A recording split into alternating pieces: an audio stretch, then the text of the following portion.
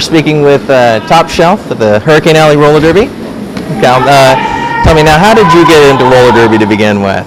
I had an ex-boyfriend say, hey, you'd be good at that, and I've had people tell me I'd be good at sports all my life. Right, I was built for basketball and horrible at it. A couple months after he told me that, I saw a friend that I went to high school with that was on the team.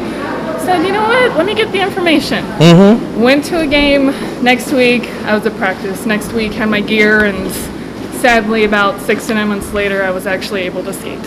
Oh, okay. Yeah. Well, that's what I hear all the time. A lot of girls, they start skating, or have been off of skates for a long time, and when they find roller derby, they go, it takes them a while to get back on it. So yeah, I was never a skater when I was little. Tried rollerblades for maybe a week, and God graced me with height, not with that coordination.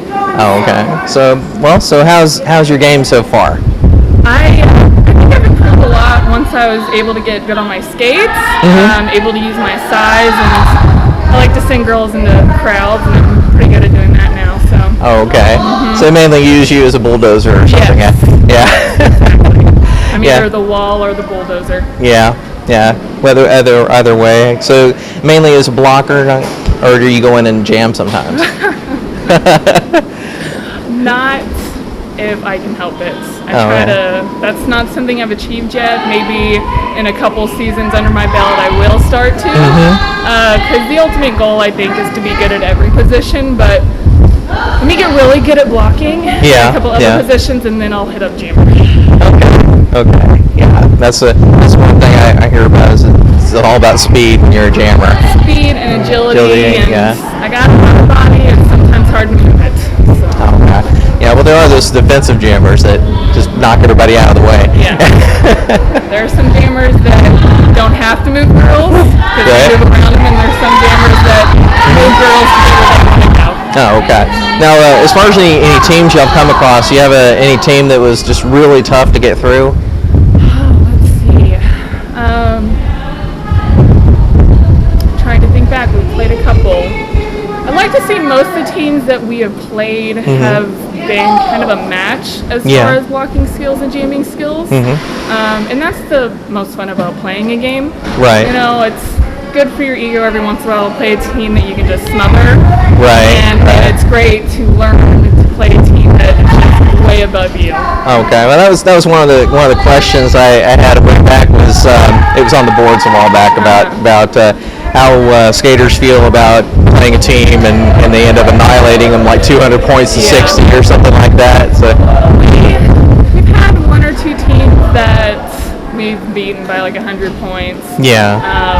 And it kind of depends where the team's from and the surrounding area. If you're kind of in a podunk town and you have 10 girls on a team, it's hard to advance yourself. But then one example is we played Syntax Rollergirls out of Temple. Right. They came here and we beat them by 100. We went there and they beat us by 100. So it's just there's no explanation for it. Well, I think that might have to do with the floor too. Yes. Yeah, because I see y'all were skating on sort of was this a marble kind of surface? Yeah, and they had kind of like a slick concrete, and it was like a slip and slide for us. Oh, okay. We were pretty much just knocking ourselves down. Didn't recommend you wearing your outside wheels or anything like that? Yeah, it's like the play of the game. You get on there and you just hope for the best, and you kind of roll with what you got. Oh, okay. Now, as far as any girls out there that may be on the fence about joining a league, wherever they happen to be, what would you say to them? Oh my gosh. Go find a team, go to a practice, and just jump into it. Okay? Get, semi-good gear. Don't get the most expensive. Right. But starting out, and then when you actually learn the game and you learn how to skate, it's so different. There were so many times I wanted to give up. I would cry at practice. I didn't know what I was doing. I was horrible at skating. And then slowly but surely, I got better, and I found my place on the team. But if I had given up after a week, I would have never known how much I love this sport and how much it could do for me. Yeah, it's a big thing for especially the ones that may have a slightly more than just a passing interest in it, just to stick with it, have some patience, and you'll get there. Huh? I say if you try out, give it at least 6 months. Oh, okay. Yeah. Because Yeah. that's when you start to get your skating legs and you learn the game, and because it's a step-by-step process. Yeah, yeah. You're going to learn to skate, and then the game of roller derby is completely different. Anyone that can just skate can't play derby necessarily. Right. Okay. Now, about the team coming this Saturday, the Texas Outlaws. What actually do you know about them? Very little. Yeah. Queen Bitch comes to mind because she's played for Southside and she's come and skated Yeah. against us. But other than that, I mean, I know it's around Houston, right? But I couldn't Yeah. really even pinpoint Alvin on a map right now. Yeah. I couldn't pick it out of a lineup. But Okay. all I know is they're kind of a fairly new league. But I think they got girls just maybe, I don't know if you got girls from other teams or just surrounding areas. But Okay. anywhere a new league can spring up, it's awesome. Okay. So in the upcoming game, what team will you actually be playing with in this one? I'm going to be representing our basketball ballers from Okay. Alley. Okay. It would have been an with the other team. It's always fun to play with new girls. Right.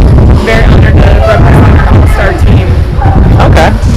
All right. We'll be looking forward to that game on Saturday, right here at the Hart House in Corpus Christi, Texas. Okay. All right, Thank you.